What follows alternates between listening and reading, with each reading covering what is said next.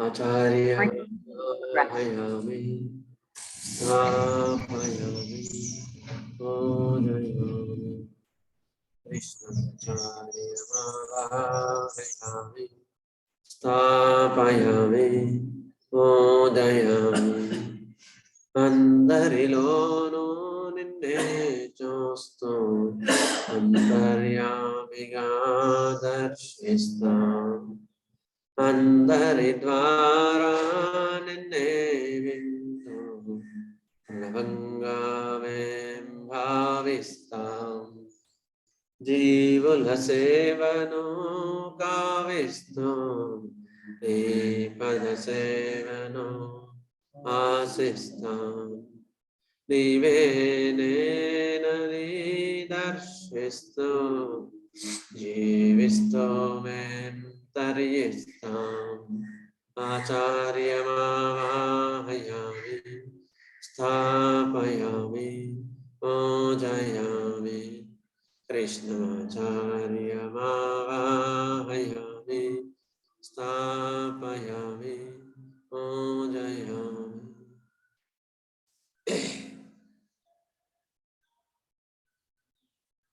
శుభోదయం వైద్యులకి మిత్రులకి అందరికీ. Okay, am I audible now? Yes, sir. Audible. Okay, thank you, sir.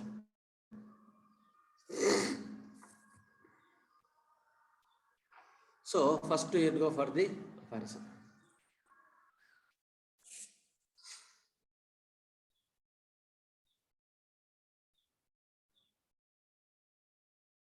Aphorism number 170. మనం ఏ topic చదువుకుంటున్నాం? ఫస్ట్ అయితే ఏ టాపిక్ చదువుకుంటున్నాం అపార్జంలో? ఐడియా ఉంది ఎవరికన్నా? మేనేజ్మెంట్ 169 అయింది సార్. అదే టాపిక్ ఏంటి, అందులో కంటెంట్ ఏంటి అంటే management with the partially suited remedies or imperfect remedies. Yes sir, yes sir. Partial సివిలిజం అది మనకి ఎందుకంటే స్టార్టింగ్ లో ప్రాక్టీస్ స్టార్ట్ చేసే కొత్తలో అందరికి ఉపయోగపడే చాప్టర్ అనమాట. ఇది చాలా చాలా ఉపయోగపడే చాప్టర్. ఎందుకంటే మనకి అంతగా స్టార్టింగ్ లో పర్ఫెక్ట్ గా మ్యాచ్ చేసామో లేదో అని అనిపిస్తూ ఉంటుంది కదా, అవునా లేదా? అయితే అప్పుడు ఎట్లా చేయాలి అనేది గైడెన్స్ ఇచ్చింది మన హనుమాన్ గారే. సో నో డౌట్ అనమాట, ఇది ఫాలో కావచ్చు. సో అందులో భాగంగా 170 అపార్జం మనం చదువుకుందాం. ఒక్క నిమిషం.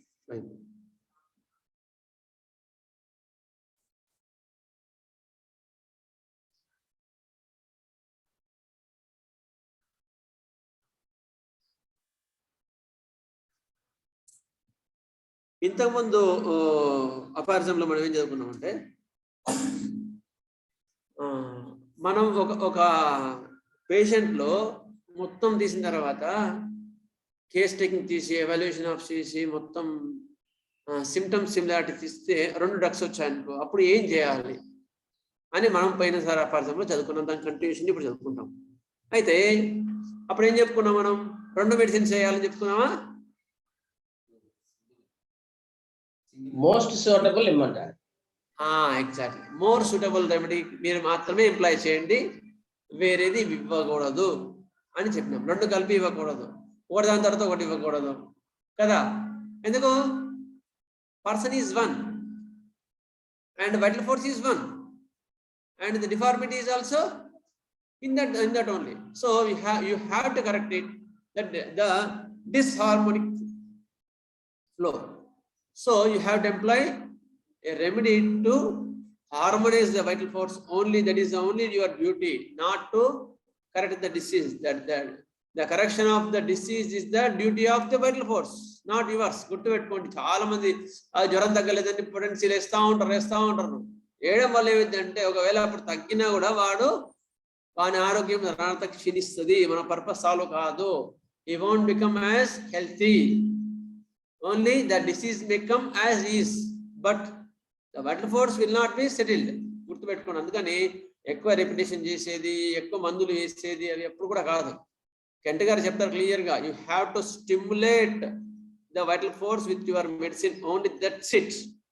That is only your duty. Stimulation ఇచ్చిన తర్వాత ఎట్లెట్లా క్యూర్ చేసుకోవాలనేది దాని డ్యూటీ. Okay sir. అయితే అందులో కంటిన్యూషన్లో భాగంగానే hence in this as in every case where A change of the morbid state has occurred, the remaining set of symptoms now present must be inquired into, and without paying any attention to the medicine which at first appeared to the next in point of suitableness, another homeopathic medicine as appropriate as possible to the new state now before us must be selected.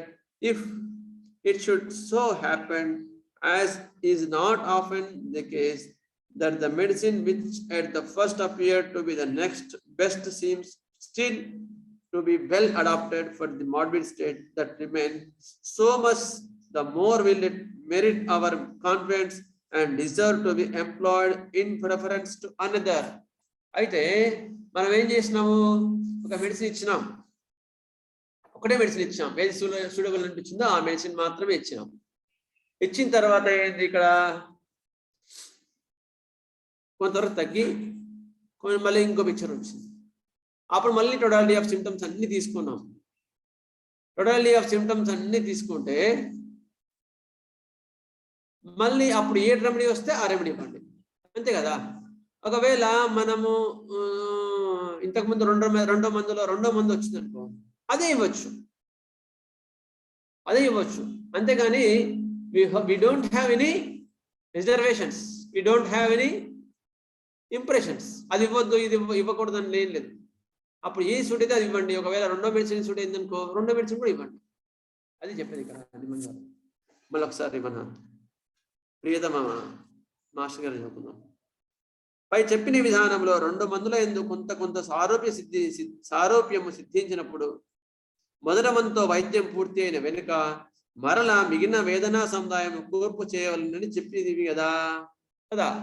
ఒక remedy ఇచ్చిన తర్వాత second prescription లో మళ్ళీ totality of symptoms తీసుకుంటాం.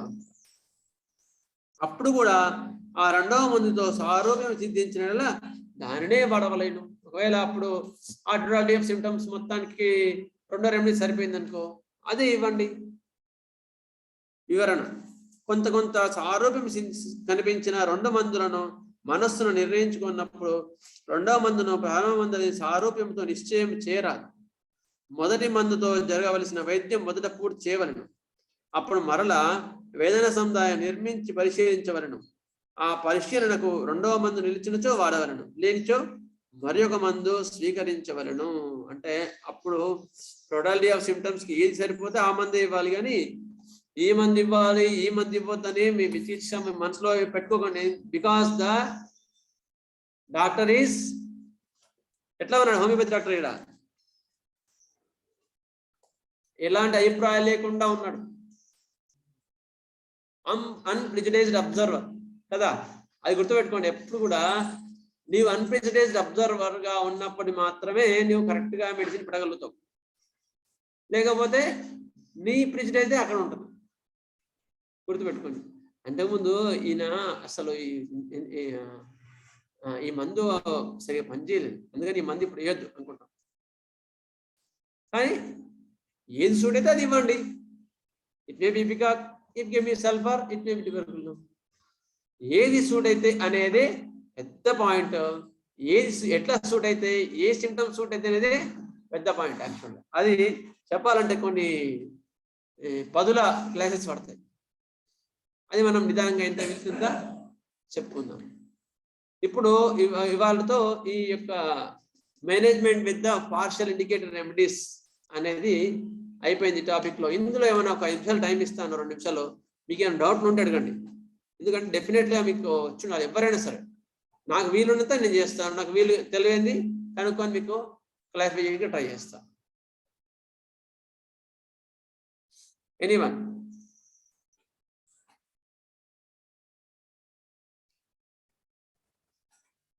ఎందుకంటే will go for the next further chronic treatment అనమాట ఆర్నాన్లో. Hello చెప్పండి sir. అంటే బాగా వైటాలిటీ చెప్పండి సార్, మీ పేరు ఏపీ చెప్పండి సార్ ఒకసారి. సార్ వినిపిస్తుందా? వైటాలిటీ తక్కువ ఉన్న సివియర్ కేసెస్, క్రానిక్ కేసెస్ లో ఈ సూత్రం మనకి అప్లికబుల్ అవుతుంది. చాలా మంచిగా. వైటాలిటీ వెరీ లో ఉన్నప్పుడు ఇది ఇంకా సూట్ అవుతుంది. అయితే అప్పుడు ఏం చేయాలి అంటే వైటాలిటీ చాలా తక్కువ ఉన్న పెథలాజికల్ గా చాలా డీప్ ఉన్న కేసెస్ లో నీ కాన్స్టిట్యూషనల్ రెమెడీ ఒకటి మొత్తం దొరికిన తర్వాత ఆ రెమెడీని ఇవ్వకూడదు. అప్పుడు ఏం చేయాలి అంటే అప్పుడు ఉండే ఎక్యూట్ సెట్ ఆఫ్ సిమ్టమ్స్ ని, అంటే పీక్యూఆర్ఎస్ సిమ్టమ్స్ అంటారు. పీక్యూఆర్ఎస్ సిమ్టమ్స్ ఉండే వాటిని పట్టుకొని ఆ కండిషన్, ఇప్పుడు ఎగ్జాంపుల్ మీరు ఫీవర్కి వచ్చారనుకో సార్, ఒక అబ్బాయి ఫీవర్ తో వచ్చారనుకో, మీరు ఏం చేస్తారు? అప్పుడు కాన్స్టిట్యూషన్ లో వాడు పల్స్ ఇస్తారా లేకపోతే ఏం చేస్తారు? ఎక్యూట్ కండిషన్ లోనే ట్రీట్ చేస్తాం సార్. ఎక్యూట్ కండిషన్ లో ఉండే సెట్ ఆఫ్ సిమ్టమ్స్ తీసుకుని ట్రీట్ చేస్తారు. అదే అందులో కూడా అంతే. మీరు అప్పుడున్న ఎక్యూట్ కండిషన్ లో ఏవి ఎక్కువ ప్రామినెంట్ గా ఉన్నాయో, ఏవి ఎక్కువగా సిఫిలిటిక్ గా ఉన్నాయో, అంటే out of order, out of control, perverted, అది మళ్ళీ ఒకసారి మీకు చెప్తాను. మోర్ సిఫిలిటిక్ అంటే పర్వర్టెడ్ సిమ్టమ్స్, అలాంటి వాటి మీద ఎక్కువ మందు సెలెక్ట్ చేయగలిగితే చాలా ఫాస్ట్ రిజల్ట్స్ వస్తాయి. అప్పుడు వాడు ఆ కండిషన్ నుంచి బయటపడిన తర్వాత, మొత్తం ఆ కండిషన్ క్లియర్ అయిన తర్వాత, వాడు వైటల్ ఫోర్స్ బాగా అయిన తర్వాత, అప్పుడు మీరు మళ్ళీ సిమ్టమ్స్ అని తీసుకొని అప్పుడు మీరు యాంటీసెప్టిక్ ట్రీట్మెంట్ స్టార్ట్ చేయొచ్చు. ఓకేనా sir? Thank you.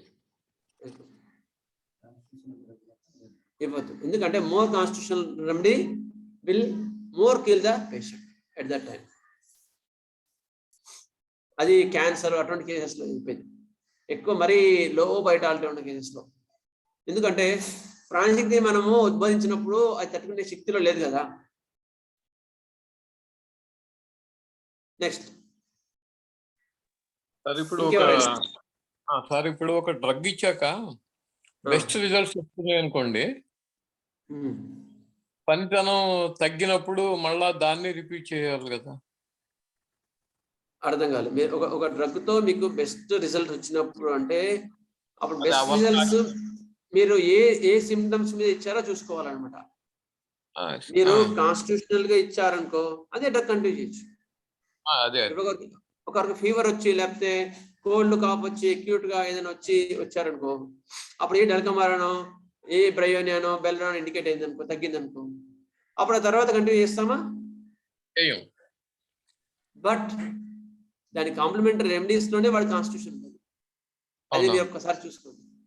Complementary remedies ఒకవేళ అందులో లేదనుకోండి, మాక్సిమం ఉండాలి, లేదనుకోండి అప్పుడు వేరే మొత్తం constitution clear totality of symptoms అని కేస్ టేకింగ్ చేసి కాన్స్టిట్యూషన్ సెలెక్ట్ చేయండి. అప్పుడు యాంటీసెప్టిక్ ఇస్తే ఏంటంటే మయాజం అనేది లోపల నుంచి క్లియర్ అవుతుంది. హనుమాన్ గారు ఆయన జీవిత పర్యంతం మొత్తం తపస్సు చేసి ఇచ్చింది థియరీ మయాజమే. మయాజమ్స్ లేనిది హోమియోపతి ఏం చేయలేము మనం హోమియోపతి పరంగా. ఎందుకు? అవి కదా మొత్తం పునాదులు, డిసీజ్ పునాదులు అంతా అవే. దాన్ని ఎట్లా కదిలించాలని మనకి హనుమాన్ గారు క్లియర్ గా గైడెన్స్ ఇచ్చినారు. అందుకని వేరే మంది ఇవ్వాల్సి వస్తుంది. ఒకవేళ అక్యూట్ రెమెడీ కాన్స్టిట్యూషన్ కూడా సెట్ అయింది అనుకో, ఇంకా హ్యాపీ.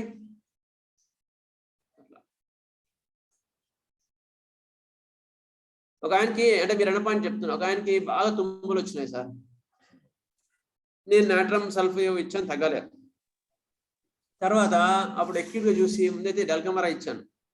డల్కమరా ఇచ్చిన తర్వాత అప్పుడు అక్యూట్ తగ్గింది, ప్లస్ తుమ్ములు ఎక్కువ రావడం తగ్గింది, అన్ని అసలు ఇంతవరకు మళ్ళీ దాదాపు 2-3 months ఇంతవరకు రాలేదు. నేను ఎందుకు అబ్బా ఇంత బాగా పనిచేసింది, ఒక్క డోసే కదా అని మొత్తం చెక్ చేసి చూస్తే ఈజ్ వెరీ హార్టీ, చాలా అంటే అట్లా ఉంటాడు మన మనిషి, గర్వంగా ఉంటాడు. అంటే మెంటల్ సిమ్టమ్స్ కూడా ఎక్కువ డల్కమరాకే సరిపోయినాయి. So it is constitution to the dulcamara, అందుకని బాగా పనిచేసింది.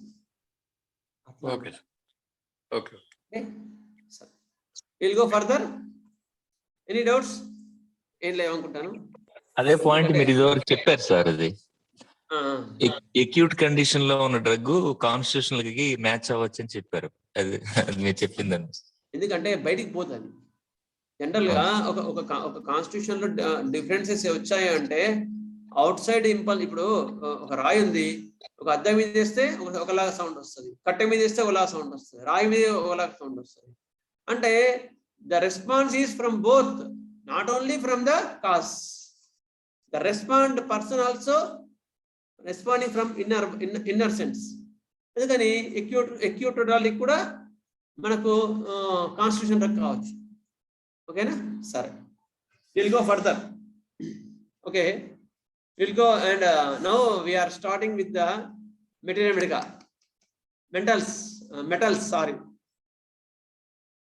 ఎందుకంటే ఒక సీక్వెన్స్ గా చదువుకుంటే బాగుంటుంది, సబ్జెక్ట్ చాలా మైండ్ లో పడుతుంది. అందుకని will starting with the metals now.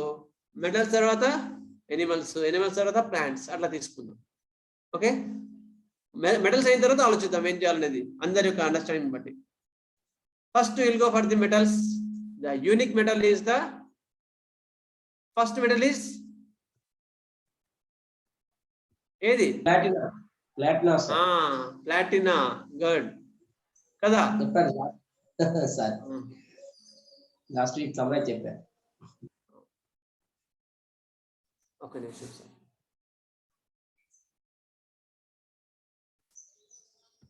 అయితే పాపం రామకృష్ణ సార్ ఆయన మొన్న నైట్ ఇస్తే ఫాస్ట్ గా సెట్ చేసి ఇచ్చారు.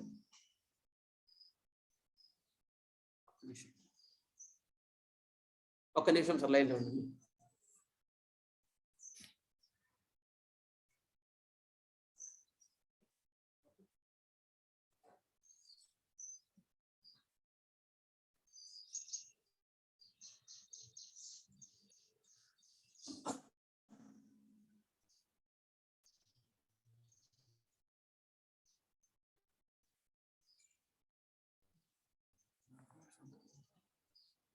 అందులో ఓపెన్ చేస్తారు, డౌన్లోడ్ చేసుకోవాలి.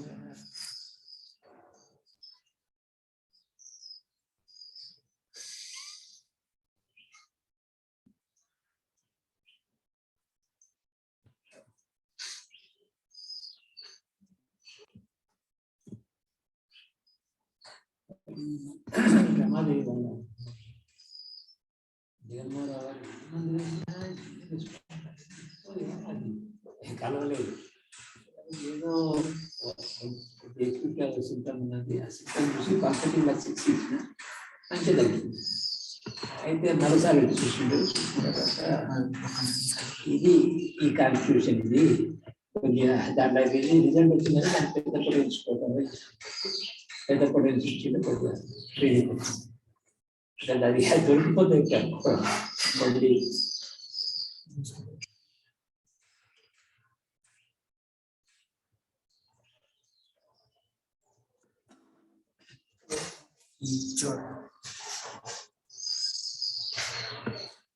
రామకృష్ణ సార్ చాలా మొన్న నైట్ ఇస్తే నేను మొత్తం ప్రిపేర్ చేసి ఇచ్చాడు. ఆయనకి చాలా హ్యాపీ, చాలా కృతజ్ఞతలు. రామకృష్ణ సార్ ఫ్రమ్ రాజమండ్రి చాలా చక్కగా తయారు చేసి ఇచ్చినారు, వాళ్ళకి కృతజ్ఞతలు. వీలున్న వాళ్ళు సరే ఓకే. సో ప్లాటినం మెటాలికం కదా. సో నమస్కారం to master Hanuman and master EK. Okay,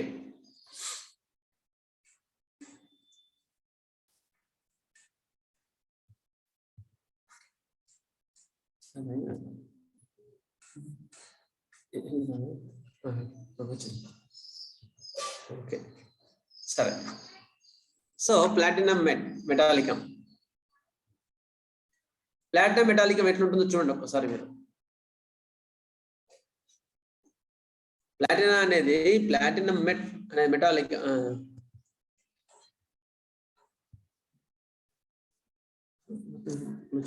ఎంత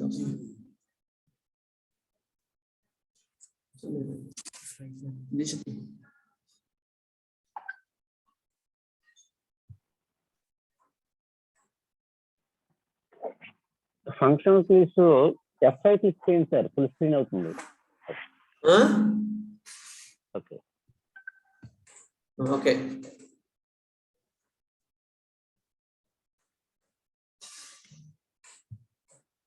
ఓకే, క్లియర్ కనిపిస్తుంది అందరికి? కనిపిస్తుంది సార్. సరే, ప్లాటినం మెటాలికం. ఓకే, ప్లాటినం అనేది కొంచెం నిదానంగానే వెళ్తాను, ఎందుకంటే ఒక్కసారి టైం సరిపోదు అనుకోని మనం ఫాస్ట్కి వెళ్తే మొత్తం అందరం క్యాచ్ చేసుకోలేము. ఎంత వీలుంటే అంత చదువుకొని నెక్స్ట్ క్లాస్లో కంప్లీట్ చేసుకుందాం ప్లాటినం మెటల్. ఓకే, సరే. ప్లాటినం అనేది it is a rare metal, generally non reactive. Platinum metal అది ఈజీగా దొరకదు. ప్లాటినా వైట్ ఉంటుంది చూడండి, ఎట్లా ఉంది చూడండి. ప్లాటినా అది మెటల్ చాలా ఎంతో ఎక్కడెక్కడో దొరుకుతుంది, అంత ఈజీగా దొరకదు. Most precious metal than the gold. చాలా నీటికన్నా చాలా విలువైనది లోహం ఇది ప్లాటినా. నాన్ రియాక్టివ్, అంత విలువైనది కనుక ఎవరితో కూడా లింకప్ చేసుకోదు, అది అస్సలు లింకప్ చేసుకోదు. ఎందుకు? నేను యూనిక్ అనుకుంటాను అది. నేను యూనిక్ కదా, అది ఎందుకంటే సార్ కూడా పాపం యూనిక్ గా ప్రజెంట్ చేశాడు దీన్ని మొత్తం కూడా, మొత్తం బాగా అందంగా తయారు చేసి పెట్టాడు సార్. యూనిక్ గా ఉంది ప్రెజెంటేషన్ కూడా కదా, అట్లా అనమాట. That is the precious metal platinum. It is a rare metal, generally non reactive, A heavy soft whitish metal. Soft whitish metal, soft whitish metal. మన గోల్డ్, సిల్వర్ ఇవన్నీ సాఫ్ట్ మెటల్స్ కదా, అంటే హార్డ్ మెటలే మనకు వంగదని, కానీ హార్డ్ మెటల్ ఇవి మనం చదువుకునేవన్నీ hard metal. Soft metals మళ్ళీ టిన్. చెప్పండి సాఫ్ట్ మెటల్స్ ఏవి? టిన్, ఆర్జెంటం, స్టానం, అల్యూమినా, ఇవన్నీ కూడా సాఫ్ట్ మెటల్స్. ఇవేమో hard metals. So we will go for the hard metals now. So it is a precious metal, non reactive, most precious metal. ఇది ఎందుకు చెప్తున్నాను అంటే వాటి లక్షణాలు కూడా అట్లే ఉంటాయి, గుర్తుపెట్టుకోండి. అందుకని ఇది మళ్ళీ మళ్ళీ మీకు స్ట్రెస్ చేస్తున్నాను అనమాట. Next, it was proved by doctor Stapf and Gross, pupils of doctor Hahnemann. వారు గ్రేట్ మాస్టర్ హెనిమాన్ గారి శిష్యులు వీళ్ళు, డాక్టర్ స్టేఫ్ అండ్ గ్రాస్. వాళ్ళు ఈ రెమెడీని ప్రూవ్ చేయడం జరిగింది, ఇది ప్లాటినం అని. Next, it is a hot remedy. It is a hot remedy, చాలా వేడి తట్టుకోలేరు, వేడిని తట్టుకోలేరు. Deep acting remedy, most deep acting remedy platina, because all metals are deep acting. గుర్తుపెట్టుకోండి, all metals are deep acting. ఇంతకుముందు మనం introduction లో metals, minerals అందులో చదువుకున్నాం. ఇందులో metals, every metal minerals deep acting లో, మెటల్స్ ఇంకా డీప్ యాక్టింగ్. గుర్తుపెట్టుకోండి, అట్లా ఉన్నాయి అనమాట. ఈ మినరల్స్ అన్ని కూడా కొంచెం వరకు డీప్ యాక్టింగ్ టర్మ్స్. అందులో మెటల్స్ ఇంకా డీప్ యాక్టింగ్, హార్డ్ మెటల్స్ ఇంకా డీప్ యాక్టింగ్. ఒకసారి మీకు సూట్ అయిందంటే వదిలిపెట్టాలి. Okay, next, constitutional remedy. It is the remedy by constitution, not only acute, it will also will change the constitution of the person. It is trimiasmatic remedy. ఇది అన్ని miasms మీద పనిచేస్తుంది, but it is the mostly antipsoric and antisyphilitic. గుర్తుపెట్టుకోండి, antipsoric తక్కువ ఇక్కడ mention చేయలేదని చెప్తున్నా. Antipsoric and antisyphilitic remedies. ఇది సైకోసిస్ తక్కువ, సైకోసిస్ కూడా ఉంటాయి కొన్ని. Okay,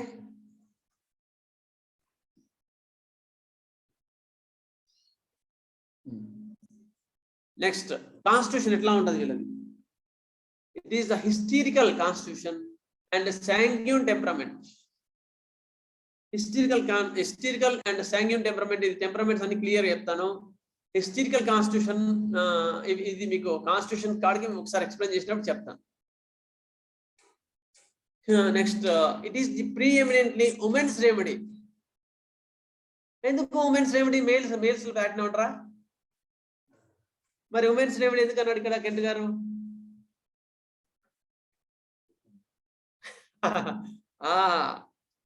women's are most precious కదా, అందుకని అందులో ఎక్కువగా మీకు దొరుకుతారని చెప్తున్నాడు. Most precious metal. So preeminently it's a women's remedy. Males లో చాలా తక్కువ, ఫీమేల్స్ లో మీకు ఈ కాన్స్టిట్యూషన్ రెమెడీస్ ఎక్కువ దొరుకుతారో మేల్స్ లో ఉండరని కాదు. అందుకని మీరు ఏ మెటీరియల్ తీసుకున్నా కూడా హీ అని లేదు, ఎక్కడ కూడా షీ అనే ఉంది. కానీ మళ్ళీ మేల్ సిమ్టమ్స్ కూడా ఉన్నాయనుకోండి, కానీ చెప్తున్నా మామూలుగా మీకు మైండ్ లో ఉండడానికి. Preeminently women's remedy having rigid muscle fibres. ఇది ప్లాటినం, ఇది మెటల్ కదా, సో మెటల్ ఖచ్చితంగా ఆజాన్ బాగుండ్ లాగానే ఉంటారు వాళ్ళు, చాలా ఇట్లా దృఢంగా ఉంటారు. Next thin spare person having dark hair, మంచిగా దృఢంగా ఉంటారు, మరీ లావుగా ఉండకుండా మీడియం సైజులో ఉంటారు, డార్క్ హెయిర్, దృఢంగా ఉంటారు, ఆజాన బావులు. ప్లాటినమేట్ గుర్తుపెట్టు, ప్లాటినమేట్ దృఢంగా ఉండేవాళ్ళు. ఓకే, నెక్స్ట్ క్లినికల్ గా ఏ సిమ్టమ్స్ వర్క్ చేస్తుంది ఇది అంటే హిస్టీరికల్. హిస్టీరికల్ అంటే ఏంటి? పాథలాజికల్ గా ఎక్కువ ఉండదు. ఇప్పుడు హిస్టీరికల్ అంటే వర్డ్ ఎట్లా తీసుకోవాలంటే పాథలాజికల్ గా ఏ ఉన్నా కూడా ఏది ఉండదు, కానీ దానికి అర్థం లేదు. అంటే ఎట్లా అంటే అప్పుడే తలనొప్పి అంటాడు, అప్పుడే చక్కెర వచ్చి పడిపోతారు, మళ్ళీ అప్పుడే లేసేస్తారు, అప్పుడే కొడతారు, అప్పుడు డ్యాన్స్ చేస్తారు. అంటే పాథలాజికల్ గా నిజంగానే అట్లా ఉంటే అట్లా చేస్తారా? కాదు. But it is a constitution by the anti sorry constitution, anti tubercular constitution అనుకోవచ్చు. అంటే అన్నిట్లో ఉండొచ్చు, హిస్టీరికల్ అనేది అన్నిట్లో ఉండొచ్చు, డెప్త్ ని బట్టి ఉంటుంది. But we can't explain in a orderly way. Hysterical అంటే ఏంటి అంటే ఒక ఆర్డర్ గా ఉండదు. మనం ఏదైతే బుక్ లో చదువుకున్నామో ఆర్డర్ గా దాని పాథాలజీ ఉండదు, ఆర్డర్ గా వాళ్ళ ఎక్స్ప్రెషన్ ఉండదు, దాన్ని హిస్టీరికల్ అంటారు. ఇప్పుడు ఇక్కడ ఎగ్జాంపుల్ ఎట్లా అంటే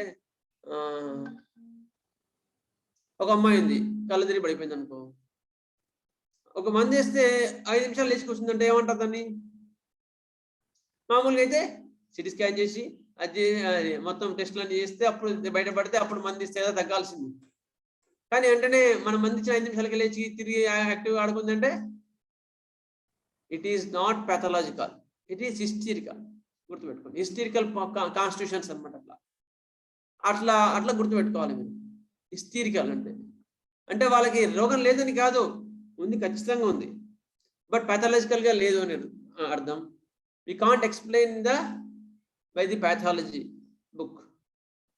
హిస్టీరికల్. హెడేక్స్, తలనొప్పులలో పనిచేస్తుంది. న్యూరాలజియా, నరాలకు సంబంధించిన వాటిలో పనిచేస్తుంది. నమ్మనెస్, తిమ్మిర్లు ఎక్కువ ఉంటాయి ప్లాటిన్లలో. తిమ్మిర్లు ఏ పాటలు తీసుకున్నా తిమ్మిర్లు అంటాడు. బెల్లో నానవరకు మనకి ఏమవుతుంది? ఎట్లా గుర్తొస్తుంది? బెల్లో నానవరికి తలనొప్పి, తలబరువు, ఏ పాట తీసుకున్నా వేడి కదా, అవునా లేదా? రేడియేటింగ్ హీటు, కంజెషను, హెవీనెస్ కదా మనకు అనిపించేది, అంటే అక్కడ ఉండే లోకల్ సిమ్టమ్. ప్లాటినా అంటే కూడా తిమ్మిర్లు గుర్తు రావాలి. నమ్మనెస్, తిమ్మిర్లు, నొప్పులు ఎట్లా ఉంటాయి ప్లాటినాలో అంటే తిమ్మిర్లు లాగా ఉంటాయి. అటువంటి వాటిలో, అటువంటి పేతాలీలో ఇది బాగా మనకు వస్తుంది. అనస్థీషియా, స్పర్శ ఎక్కువ ఉండదు. అబ్డామిన్ సిమ్టమ్స్ లో, గ్యాస్ట్రిక్ సిమ్టమ్స్ లో బాగా పనిచేస్తుంది. మలబద్ధకం, చాలా మలబద్ధకం ఉంటుంది ప్లాటినాలో. మలబద్ధకం ఉండే కాన్స్టిట్యూషన్ లో కూడా ప్లాటినా మీరు చదువుకోవచ్చు. ఫీమేల్ జెనిటల్స్, స్త్రీ జననేంద్రియ వ్యవస్థ మీద చక్కని, చాలా ప్రభావవంతమైన ప్రభావం ఉంటుంది. మెన్స్ట్రువల్ డిసార్డర్స్, కు సంబంధించిన బాధలు. కన్వల్షన్స్, కన్వల్షన్ అంటే ఫిట్స్, మూర్ఛలు, ఓకే, అట్లా అనమాట. ఇవన్నీ కూడా ప్లాటినాలో మనకు యూజువల్గా కనిపిస్తాయి. లేని కూడా మనం ఏమనుంటే చదువుకుందాం. కోర్ అంటే లోతుగా ఉండే తత్వం ఏది అంటే ప్లాటినాలో ఈగోటిజం. ఈగోటిజం అంటే అహంకారపూరితంగా ఉంటారు. ప్లాటినాలో ఈగోటిజం, అహంకారపూరితంగా ఉంటారు, చాలా అహంకారపూరితంగా ఉంటారు. మిగతా వాళ్ళు ఎవరు అంటే వాళ్ళైతే, ఎవరైతే నాకేమి, వాళ్ళంతా బచ్చగాళ్ళు అంటారు. వాళ్ళంతా చిన్నగా కనిపిస్తుంటారు ప్లాటినా వాళ్ళకి. అంటే వాళ్ళకి నిజంగానే వాళ్ళ యొక్క పర్సెప్షన్ ఎట్లా ఉంటుంది, వాళ్ళ పర్సెప్షన్ ఎట్లా ఉంటుంది, వాడికి నాకు ఎక్కువ అహంకారం ఉంది కనుక వాళ్ళు అట్లా కనిపిస్తున్నారు వాడికి తెలియదు. ఎందుకు? వాడు గుట్ట మీదే కూర్చున్నాడు, వాడి పర్సెప్షన్ లో లేడు. ఓకే, ఈగోటిజం గుర్తుపెట్టుకోండి, ఇట్ ఈస్ అ కోర్ అన్నమాట. Exclusive uniqueness. వాడేమనుకుంటాడు? స్పెషల్ గా ఉండాలనుకుంటాడు. ఎక్స్క్లూజివ్ యూనిక్నెస్, నేను ఒక్కని special, I'm the special person అనుకుంటాడు.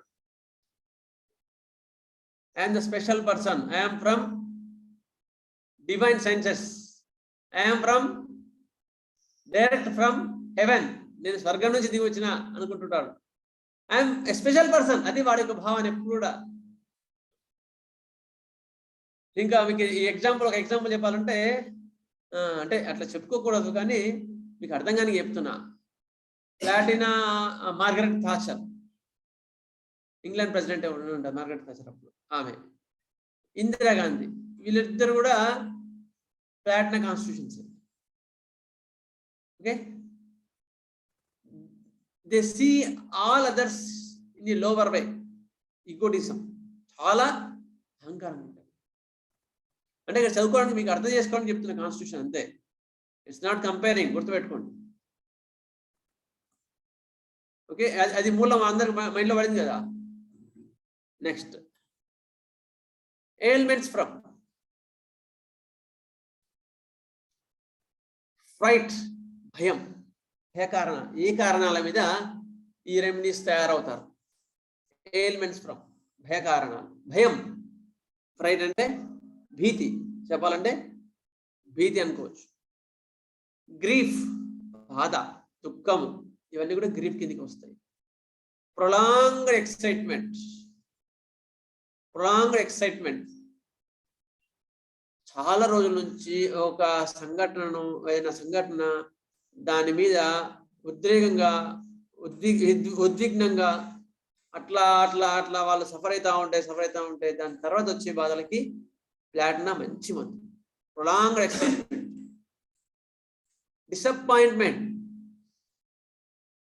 డిసప్పాయింట్మెంట్, నిరాశ చెందిన తర్వాత వచ్చే బాధలు. షాక్ అంటే భయం, భీతి తర్వాత వచ్చిన బాధలు. ఫ్రైట్ వేరు, షాక్ వేరు, గుర్తుపెట్టుకోండి.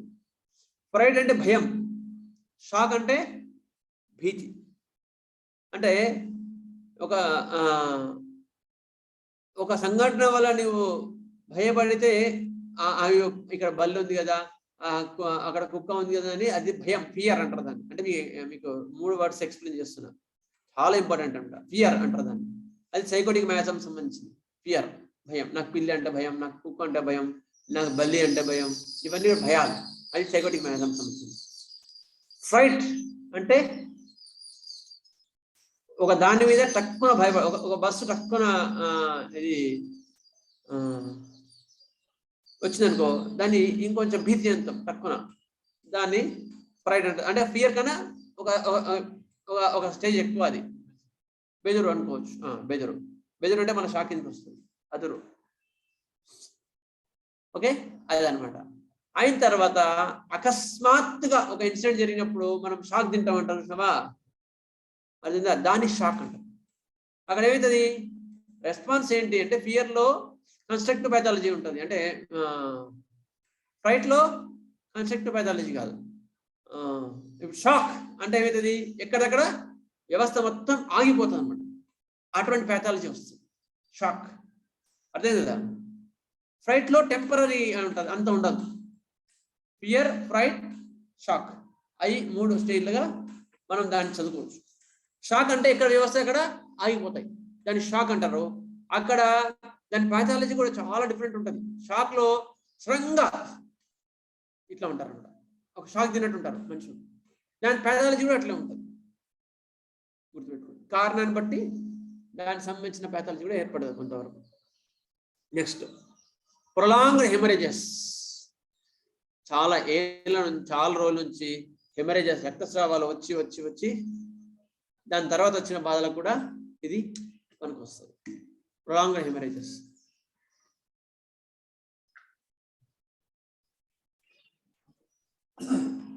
సార్ షాక్ కి ఒక బెస్ట్ ఎగ్జాంపుల్ ఎలక్ట్రికల్ షాక్ అండి, electric shock. Okay, electrical shock correct. చాలా ఉన్నాయి, నీళ్ళలో టక్కున మునిగితే అది కూడా షాకే. అవును. ఒక రకమైన ఇన్సిడెంట్ జరిగిన అది కూడా షాకే అట్లా. ఓకే సార్, దగ్గర ఎవరు బాంబ్ బ్లాస్ట్ అయి దగ్గర వాళ్ళు చనిపోయారని టక్కున విషయం తెలిసింది, అది కూడా షాకే. ఓకే సార్, అది ఫిజికల్ షాక్, ఇది మెంటల్ షాక్. పైనుంచి కింద పడ్డా కూడా అంతే కదా సార్? సార్ పైనుంచి కింద పడ్డా కూడా అంతే కదా? Shock exactly. ఎందుకంటే యాక్చువల్గా కింద పడిన తర్వాత దెబ్బ తగిలే లోపల వాడి మైండ్కి దెబ్బ తగులుతుంది. అయ్యో నాకు ఏమవుతుందో అనే ఒక భయం ఏర్పడుతుంది. ఆ భయంతోనే వాడు చనిపోయాడు. చనిపోయిన తర్వాత ఒకవేళ వాడికి ఏం కాలే, వాడికి కింద పడి తగిలేది ఫిజికల్ షాక్. ఫిజికల్ షాక్ కన్నా ముందే వాడికి మెంటల్ షాక్ వస్తుంది. అయిన తర్వాత ఒకవేళ ఈకే గారు దీన్ని మీకు క్లియర్ గా అర్థం కావాలంటే ఆర్నికా చదవండి. ఈకే గారు ఇచ్చిన ఆర్నికాలో అదురు అంటారు అనమాట. అక్కడ అదురు అంటే యాక్చువల్ బస్సు వీడి బస్సులో ఉన్నాడు, ఎదుటివాడి బస్సు వచ్చి కుట్టింది, వీడికేం తగలలేదు, కానీ అప్పటి నుంచి వీడికి ఆ భయ లక్షణాలు ఉన్నాయి అని చెప్తారన్నమాట ఈకే గారు. ఆ భయ లక్షణాలు అనలేదా, వాడికి ఏం తగలలేదు మరి, కానీ వాడికి తగిలిందనే వాడికి మెంటల్గా వాడు తగిలిపోయింది. It is called shock. ఆ కండిషన్ నుంచి ఆ భయముద్రని తీసేస్తుంది ఆర్నిక. ఓకేనా? సరే, నెక్స్ట్ ప్రొలాంగ్డ్ హెమరేజెస్. చాలా రోజుల నుంచి రక్తస్రావాలు జరుగుతున్నప్పుడు, సెక్సువల్ ఎక్సర్సైజ్, ఎక్కువ అతి కామంతో చరించిన వారికి కూడా వచ్చే లక్షణాలకి ప్లాటినా చాలా చక్కని మందు, గుర్తుపెట్టుకోండి, చాలా చక్కని మందు. మాస్టర్బేషన్, హస్తప్రయోగం, కామాన్ని హస్తప్రయోగంతో తృప్తి పొందిన వారికి అటువంటి లక్షణాలు కొన్ని వస్తాయి. వాళ్ళకు కూడా న్యూరలాజికల్ కొన్ని ప్రాబ్లమ్స్ వస్తూ ఉంటాయి, గుర్తుపెట్టుకోండి. అటువంటి వాటికి ప్రాబ్లమ్స్ వస్తాయి. విషయం వచ్చిందని చెప్తున్నా. మామూలుగా బయట హస్తప్రయోగం వల్ల ఏం ప్రాబ్లం ఉండదు అట్లా అంటారు కదా, కానీ మీరు డివైన్ సెన్సెస్ చెప్తా ఉంటే మీకు అర్థమవుతుంది ఇంత నష్టం ఆ భావాలతో చరించడం అట్లా. సరే, అది వేరే టాపిక్ అని చెప్తున్నాం. నెక్స్ట్ ఇవన్నీ కూడా వీటి యొక్క వీటితో వచ్చిన బాధలకి ప్లాటినా ఇండికేట్ కావచ్చు. చాలా ఉన్నాయి, ప్లాటినా కూడా కావచ్చు. ఓకే, ఇంతవరకు ఒక సెటప్. ఇందులో ఏమైనా ప్లాటినా గురించి ఇంట్రడక్షన్ లో ఏమైనా డౌట్ ఉందా? అశోక్ కుమార్ సార్, ఈ నమ్నెస్ అనేది శరీరంలో ఏ పార్ట్? సార్ అశోక్ కుమార్ గారు, సార్ గీతలు చేస్తున్నారు, మీరేం షేర్ చేయకండి సార్. ఈ నమ్నెస్ అనేది ఏ పార్ట్ లో అయినా రావచ్చు అండి సార్? ఎక్కడైనా రావచ్చు, ఎక్కడైనా రావచ్చు. మొత్తం గీతలు చేస్తున్నారు, అది రాదు. ఎగ్జిట్ చేసేసి మళ్ళీ యాడ్ కమని చెప్పి. సార్ అశోక్ కుమార్ గారు, మిమ్మల్ని ఎగ్జిట్ చేస్తా, మళ్ళీ యాడ్ కాండి మీరు. నెక్స్ట్ మొత్తం గీతలు ఉన్నాయి, ఏ స్లైడ్ పైన గీతలు ఉంటాయి. ఇగో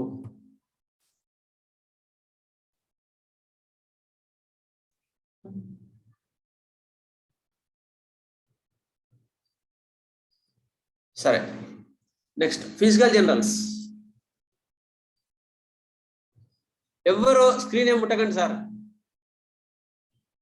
ఎందుకంటే మళ్ళీ దానికోసం మన టైం వేస్ట్. ఉన్న హాఫ్ అన్ అవర్ 1 అవర్ లో కంప్లీట్ గా దానికోసం వేస్ట్ చేయబోతుంది. పిల్లలకి ఇవ్వకండి. సరే, ఫిజికల్ జనరల్స్. ఫిజికల్ జనరల్స్ కూడా చాలా ముఖ్యమైనది, ఎందుకంటే మనకు మెంటల్ జనరల్స్ లో ఒకసారి దొరకరు, అప్పుడు అలాంటి వాళ్ళు ఫిజికల్ జనరల్స్ లో దొరుకుతారు.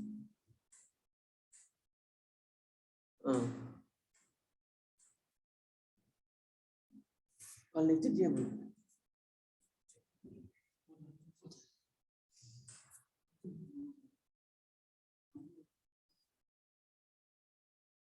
Exit కమ్మంటారా?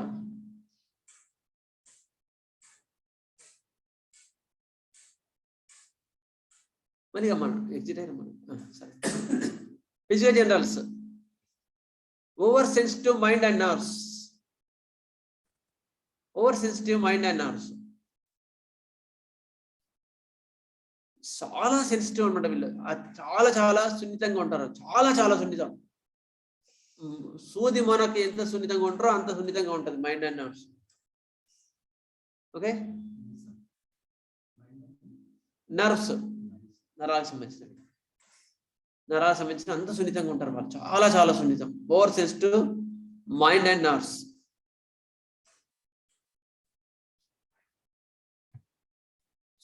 Next, genitals are extremely selective.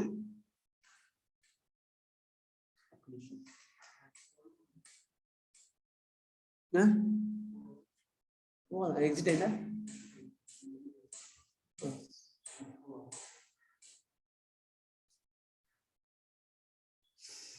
ఒక్క నిమిషం సార్, ఒక్క నిమిషం, నేను స్టాప్ షేర్ చేస్తాను.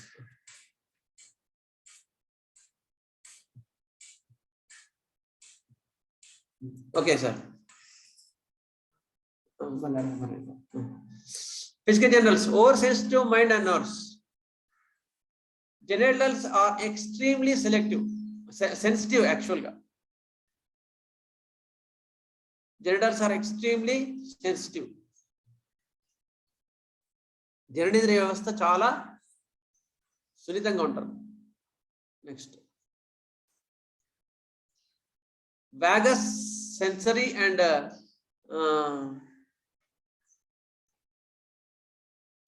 trifacial causing violent cramping, numbness. అంటే ఇవి నర్వ్స్ అన్నమాట, vagus nerves, sensory nerves, facial nerves. ఈ నర్వ్స్ కు సంబంధించిన ఏరియా ఉందో అదంతా కూడా తిమ్మిరికిపోతుంది. వాగస్ నర్వ్ అంటే జీర్ణ సంబంధించింది, సెన్సరీ అంటే సెన్సేషన్, తిమ్మిరి అయిపోతుంది. ఫేషియల్ నర్వ్ అంటే ఇట్లా, ఫేషియల్ ఇట్లా అట్లా వచ్చేసినవా, దాన్ని ఫేషియల్ పాలసీ అంటారు దాన్ని. అటువంటి దాంట్లో ఏ సిమ్టమ్ ఉంటుంది, ప్లాటినం సంబంధించిన వాటైతే ఒకవేళ ఖచ్చితంగా నమ్నెస్ ఉంటేనే అది పనిచేస్తుంది. తిమ్మిరి అయిపోతుంది అనమాట. అట్లా ఉండి ఇక్కడ తిమ్మిరి ఉంటుంది, అర్థందా? అట్లా ఉన్నప్పుడు మీకు one of the maybe good remedy, మిగతా కాన్స్టిట్యూషన్ సరిపోయి కాజేషన్ సరిపోతే గుడ్ రెమెడీ ప్లాటినం. తిమ్మిరిగా ఉంటుంది. తిమ్మిరి అంటే అర్థమైంది అందరికి? దాన్ని మరి ఆంధ్ర సైడ్ ఏ లాంగ్వేజ్ అనుకుంటారు, నమ్మునెస్, తిమ్మిరిగా ఉంటారు. ఆ ప్లేస్ తిమ్మిరి పడిపోతుంది, ముద్దుబారినట్టు ఉంటుంది. ముద్దుబారినట్టు ఉంటుంది, కరెక్ట్, మొద్దుబారడం. Next, mental symptoms alternate with the physical symptoms or sexual symptoms. చాలా ముఖ్యం. హిస్టరికల్ అన్నాం కదా, హిస్టరికల్ సిమ్టమ్స్ అన్నాం కదా, అవన్నమాట ఇవి. Mental symptoms alternate with the physical symptoms or sexual symptoms. Mental symptoms తగ్గితే ఫిజికల్ సిమ్టమ్స్ ఎక్కువైతాయి, ఫిజికల్ సిమ్టమ్స్ తగ్గితే మెంటల్ సిమ్టమ్స్ ఎక్కువైతాయి, అవన్నమాట. అవి కూడా మీకు తర్వాత మనం చదువుకుంటాం. సెక్సువల్ సిమ్టమ్స్ ఎక్కువైతే మెంటల్ సిమ్టమ్స్ తగ్గొచ్చు. అట్లా ఆల్టర్నేటివ్ గా ఉంటుంది, ఒక సిస్టమ్ నుంచి ఇంకో సిస్టమ్. మనకి ఇది అప్రటంలో కూడా కనిపిస్తుంది. Okay, next,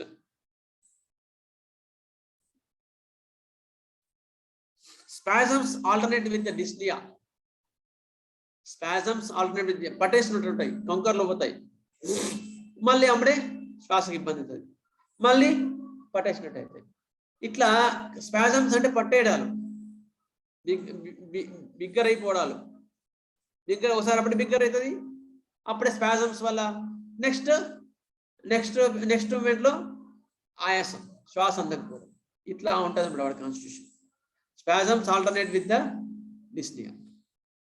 pains increase gradually and decreased gradually with నమ్మునెస్.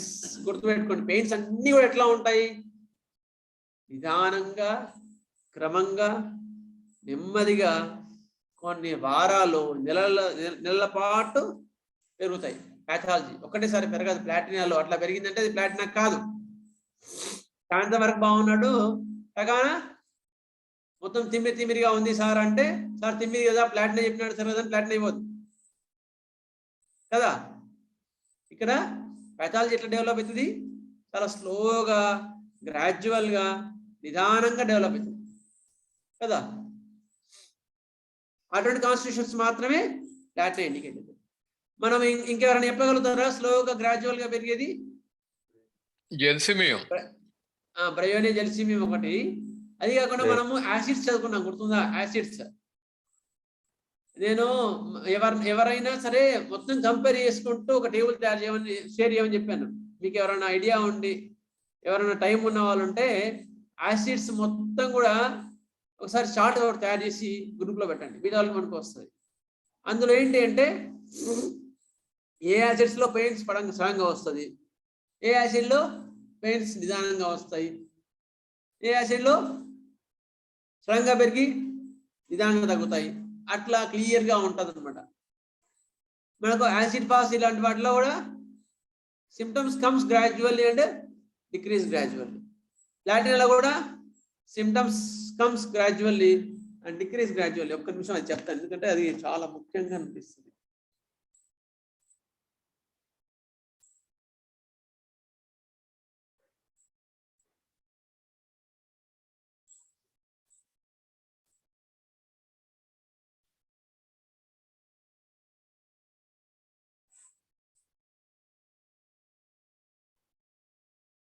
సరే, మీరు ఒకసారి తర్వాత చూసి చెప్పండి.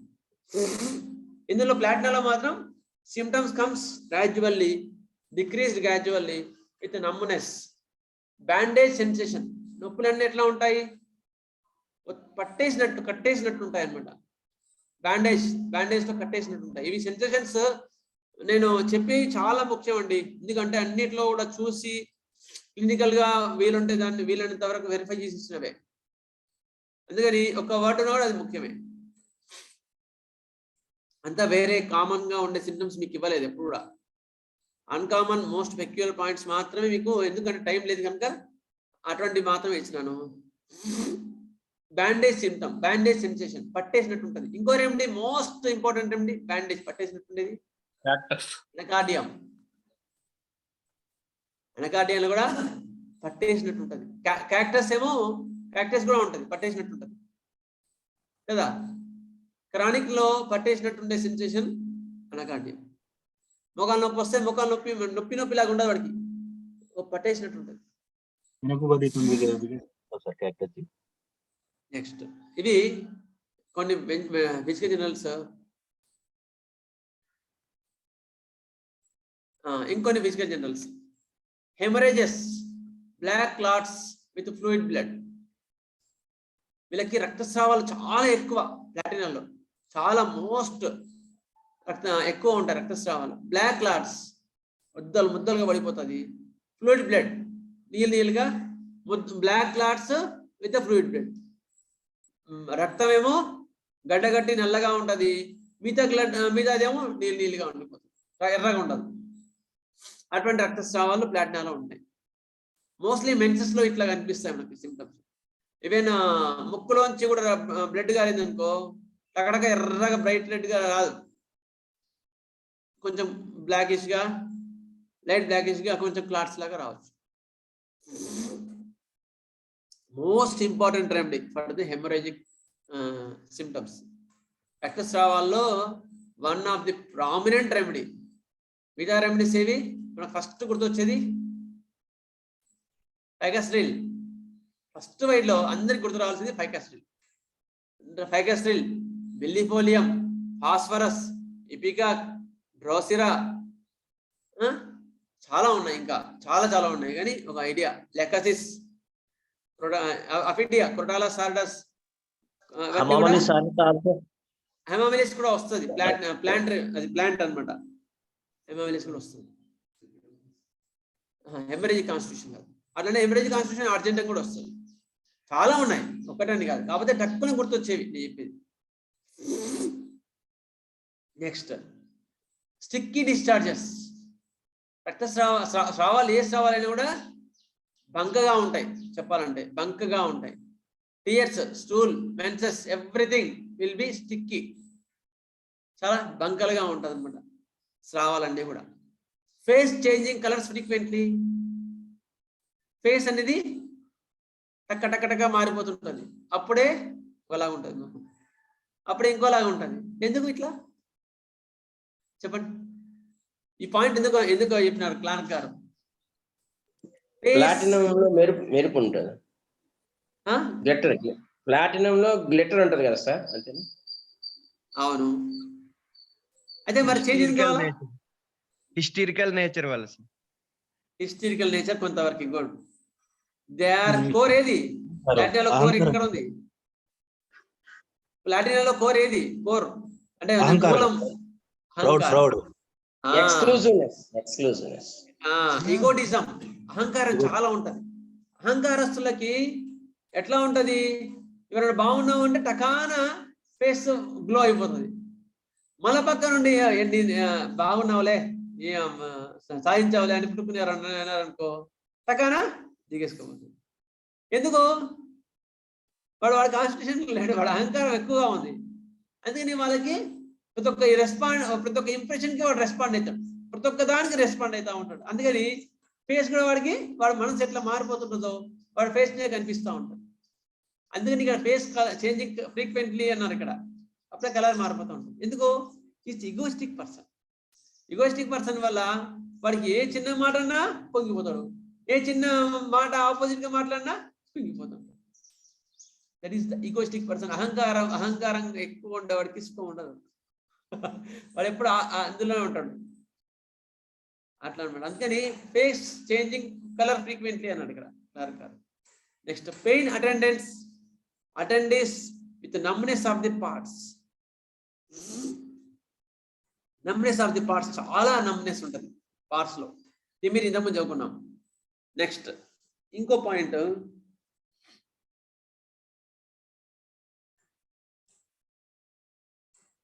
Localised coldness in single parts. ఒక స్పాట్ లో చల్లగా ఉంటుంది. Localised coldness in the single spots. ఒక పార్ట్ లో చల్లబడిపోతుంది, ఇంకో పార్ట్ వెచ్చగా ఉంటుంది. మరి పెదాలజికల్ దీన్ని ఎక్స్ప్లెయిన్ చేయగలుగుతామా మనం? చేయలేం కదా. That is called hysterical. అట్లా ఉంటాయి అనమాట. ఒక చుక్క ప్రదేశంలో చల్లగా పడిపోయి ఉంటుంది. అర్థమైందా? That is called in single parts అనుకోవచ్చు, పాయింట్స్ అని కాకుండా ఒక అవయవం. ఒక ఆయన చెప్పేవాడు నాకు బాగా గుర్తుంది. ఒక సైడ్ ఏమో చల్లగా ఉంటుంది, ఒక సైడ్ వేడి ఉంటుంది. ముట్టుకొని చూస్తాడు చల్లగా ఉంటుంది ఆ సైడ్. మరి మెటీరియల్ చదువుకున్నప్పుడు ఇవన్నీ ఉంటాయి అనుకున్నాం. క్లినిక్లో చూస్తుంటే తెలుస్తూ ఉంటాయి. ఒక పార్ట్ మొత్తం చల్లగా ఉంటుంది, ఒక పార్ట్ మొత్తం వెచ్చగా ఉంటుంది. మళ్ళీ ఏ టెస్టులు అన్ని చేసినా నార్మల్గా ఉంటాయి. That is the historical nature of the person. Localized coldness in single parts. Hysterical spasms caused by nervous excitement. ఒక్కసారి ఉద్రేకపడ్డా, ఆవేశపడ్డా ఎంబడే మొత్తం క్రాంప్స్ పట్టుకోపోతాయి. Constriction of oesophagus. ఆ యొక్క నర్వస్ కాన్స్టిట్యూషన్ మీద వాళ్ళు చిన్న హిస్టరికల్ గా చిన్న ఏదైనా ఉద్రేకం జరిగినా కూడా మొత్తం ఏదంతా పట్టేసినట్టు మొత్తం బిగ్గరైపోతుంది అంటుంటారు అన్నమాట. Respiratory embarrassment. శ్వాస ఆడతలేదు అంటా ఉంటారు. It is historical nature. Sudden arrest of breathing when walking. నడుస్తుంటే కూడా శ్వాస అందదు, సరిపోదు అంటుంటారు అనమాట. వాళ్ళు అంత హిస్టరికల్గా ఉంటారు వాళ్ళు. మళ్ళా ఒక ఫ్రాక్షన్ ఆఫ్ సెకండ్ లోనే మళ్ళా మారిపోతారు. అప్పుడే మరి శ్వాస ఆడలేదు అంటే నాకేం తెలిసిన కావాలని చేసిన అంటారు వాడు. అయిన తర్వాత 2 సార్లు తర్వాత ఇంట్లో అందరూ వాడిని ఎట్లా చూస్తారంటే వీడు కావాలని వీడు నటిస్తున్నాడు అనుకుంటారు. కానీ వాడు అట్లా ఏం చేయడు, ఎందుకంటే వాడి కాన్స్టిట్యూషన్ అటువంటిది. కానీ మిగతాలు చూస్తే మాత్రం వాడిని అట్లా భావిస్తారు. హిస్టరికల్ స్పాజమ్స్ అట్లా నిజంగానే వాళ్ళ తిమ్మిర్లు వస్తాయి, నిజంగానే అబద్ధం కాదు. కాకపోతే సబ్ కాన్షియస్ లెవెల్లో ప్రాణమయ కోశంలో ఉంటుంది వాళ్ళ డిసీజ్, పెథలాజికల్ గా ఉంటుంది కనుక పక్కన వాళ్ళు నటిస్తూ ఉంటారు. It is called nervous excitement. Constriction of esophagus, మొత్తం పట్టేసినట్టు ఉంటాయి. Respiratory embarrassment, sudden arrest. ఇది physical generals most important points of the platina. Okay, ఇంతవరకు ఒక సెటప్. ఎవరికైనా డౌట్ ఉందా ఇందులో? ఏం సార్, ఎవరికైనా డౌట్ ఉందా సార్? డిస్ఫ్నియా అంటే ఏంటి సార్? డిస్నీ అంటే ఆయాసం, శ్వాస ఆడకపోవడం డిస్నీ అంటే. అందులో ఓ ఉండాలి, అక్కడ ఓ పడలేదు. స్పాజమ్స్ అంటే నొప్పులా సార్?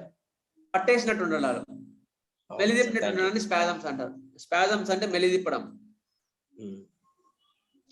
Cramps also. క్రాంప్స్ అంటే మెలిదిప్పడాలు, అది వేరు. మళ్ళీ దానికన్నా అట్లా కొంచెం స్పాజమ్స్ కన్నా కొంచెం తాదా అది. ట్విస్ట్ కదా సార్ మెల్లిపటం అంటే? ట్విస్టింగ్ కూడా ఉంటది సార్, సినానియం సార్, దగ్గర ఉంటాయి ఇవన్నీ పదాలు. Next platina is precious metal. Hot remedy గుర్తుపెట్టుకోండి, చాలా హార్ట్ రెమెడీ, చిల్లి కాదు. Deep acting remedy, constitutional remedy. Core is the egotism, అహంకారంగా ఉంటారు, ఎక్స్క్లూజివ్ గా ఉంటారు వాళ్ళు, అట్లా ఎక్స్క్లూజివ్ గా ఉంటారు. భయము, భీతి, బాధ, అతి కాముకత, రక్తస్రావాలు ఎక్కువగా జరిగిన తర్వాత, హస్తప్రయోగం తర్వాత వచ్చిన బాధలన్నింటిలో కూడా ఇది కూడా ఇండికేట్ కావచ్చు. Most physical generals are the extreme sensitivity, చాలా సెన్సిటివ్ ఉంటుంటాయి, అవయవాలు అట్లా ఉంటాయి. మనిషి కూడా ఎక్స్ట్రీమ్ టచ్చిగా ఉంటారు, అసలు ముట్టనీయవాడు. ఎందుకు కూడా వాడు రిజర్వ్ గా ఉంటాడు. అది చదువుకుంటాం, ఈ extreme over sensitiveness of the mind ఎట్లా ఉంటుందని మెంటల్ సిమ్టమ్స్ చదువుకుంటాం. ఫిజికల్ కూడా చాలా ఎక్స్ట్రీమ్ సెన్సిటివ్, అది కూడా ఎట్లా ఉంటుంది ఫిజికల్ జనరల్స్ లో మనం ఫిజికల్ సిమ్టమ్స్ లో చదువుకుందాం. ఇది మాత్రం మైండ్ లో పెట్టుకోండి. Over sensitiveness of the mind and nerves చాలా most important of the platina. అన్నిట్లో కూడా అదే ఉంటుంది. మీరు ఏ సిమ్టమ్ తీసుకున్నా కూడా ఈ పాయింట్ ఉంటుంది, over sensitiveness of the nerves and mind. Mental symptoms alternate with the physical and sexual symptoms. Spasms alternate with the dyspnea. Pains comes gradually and decrease gradually. Pains in the nature of the numbness. Bandage sensation, పట్టేసినట్టు ఉంటుంది. Hemorrhages, black clots with the fluid blood. నల్లని ముద్దలతో ఉంటది. Sticky discharges, కాలిబైక్ కాదు, దీనిలో కూడా ఉంటది, గుర్తుపెట్టుకోండి. టక్కన sticky discharges అంటే కాలిబైక్ ఒకటే కాదు, చాలా ఉన్నాయి. మెర్సాల్ ఇవన్నీ ఉంటాయి, ఎలాకసిస్ ఇందులో కూడా ఉంటాయి. అవసరమే ప్లాటినా అంటే ప్లాటినా ఎక్స్క్లూజివ్, అది మళ్ళీ మిగతా ఎందుకు అవసరం లేదు. ఒకటే దానికి మళ్ళీ రెండు ఎందుకు, గడపార పెట్టి మళ్ళీ చిన్న పక్కన సూర్య ఎందుకు. Face changing colour frequently. Pain attendance with the numbness of the parts, నొప్పులన్నింటిలో కూడా తిమ్మిర్లాగా ఉంటాయి. Cold localized coldness of the single parts. Mystical spasms caused by nervous excitement, constriction of the esophagus, respiratory embarrassment, sudden arrest of the breathing when walking. ఇవన్నీ కూడా ఉంటాయి. Reaction to stimulus ఎట్లా ఉంటుంది వీరి రియాక్షన్ అంటే, కోపం, విపరీతమైన కోపం వస్తుంది. రియాక్షన్ చాలా ముఖ్యం, గుర్తుపెట్టుకోండి. అందుకని ఈ పాయింట్ తీసుకున్నాను నేను ఇక్కడ. ఇది ప్రవీణ్ జైన్ సార్ నుంచి తీసుకున్నాను బుక్. రియాక్షన్ యాంగర్ చాలా విపరీతమైన కోపం ఉంటుంది. ఎక్స్ట్రాపనేటివ్, ఎక్కువ ఇట్లా ఉంటారు. నెక్స్ట్ ఇన్హిబిటెడ్, బయట సొసైటీలో మాత్రం కాముగా ఉంటారు. వాళ్ళు ఏం చూపించారు బయట వాళ్ళ మీద ఎక్కువ, మళ్ళీ చూపించినప్పుడు చూపిస్తారు కానీ జనరల్ గా తక్కువ అప్పుడు చూపించారు. అది ఎప్పుడు చూపిస్తారని కూడా తర్వాత మేము చెప్పుకుంటాం. నెక్స్ట్ రియాక్షన్, ఇంకో రియాక్షన్ ఏంది, బాధగా ఉంటారు, గ్రీఫ్.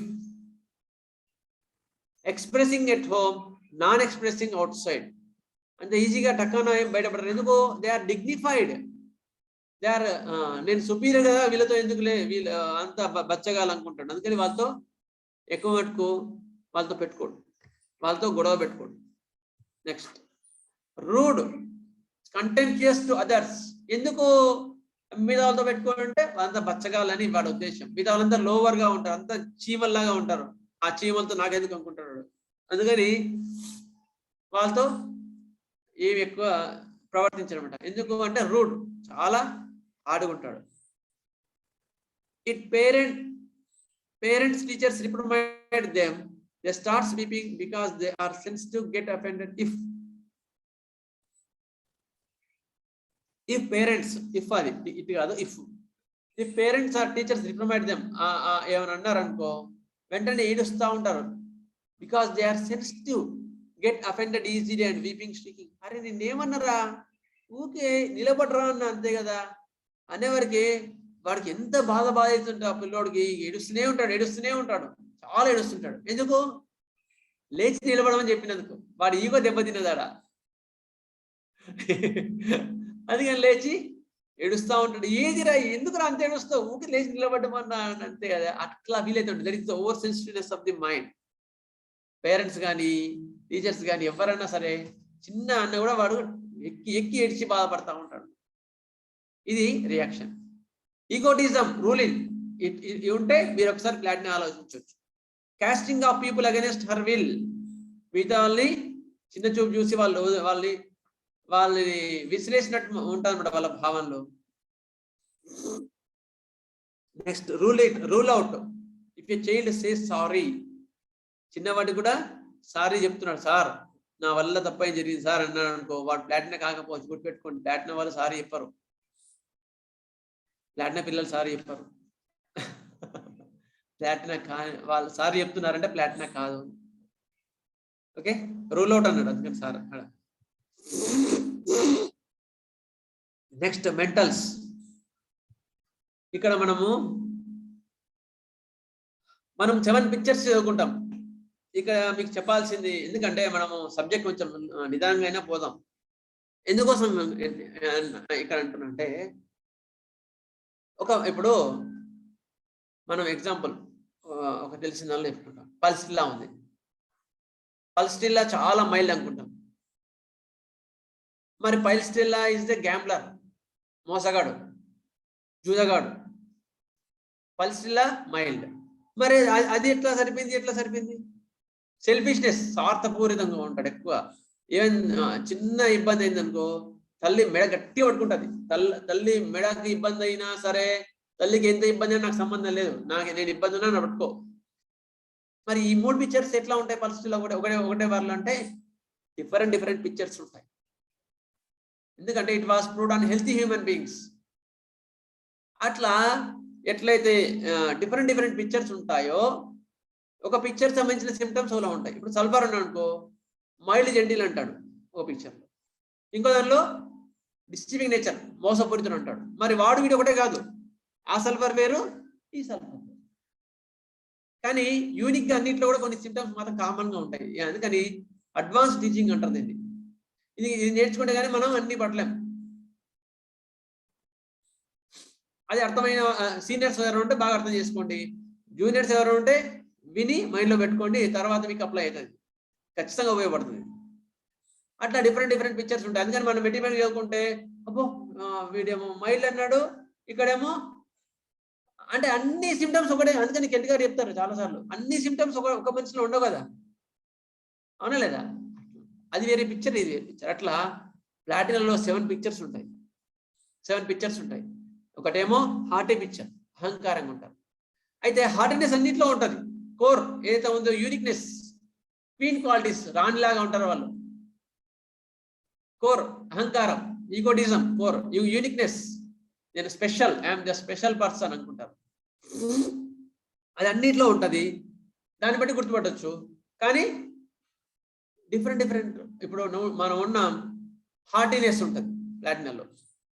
2 హార్డ్ వర్కింగ్ ఉంటుంది, చాలా హార్డ్ వర్క్ చేస్తారు. అది మళ్ళీ ఎట్లా అనేది మనం ఒక్కొక్క పిక్చర్లో మనం చదువుకుందాం.